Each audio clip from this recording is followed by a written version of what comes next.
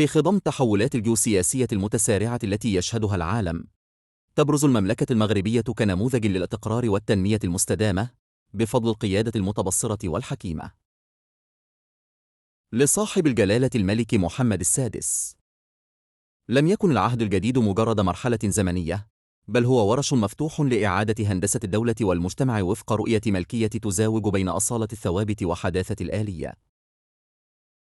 لقد استطاع جلالة الملك بحنكة دبلوماسية نادرة أن يضع المغرب في مكانه الطبيعي كقوة إقليمية وقارية لا محيد عنها.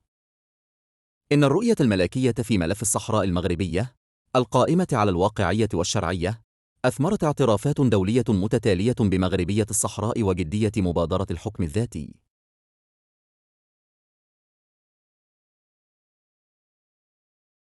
هذه الدبلوماسية لم تكن رد فعل، بل فعلا مؤسسا يقوم على تنويع الشراكات الاستراتيجية: الولايات المتحدة، أوروبا، الصين، روسيا، والتوجه الصادق نحو العمق الإفريقي، جاعلا من المملكة بوابة العالم نحو القارة السمراء، ومن القارة شريكا في التنمية لا مجرد سوق للاستهلاك.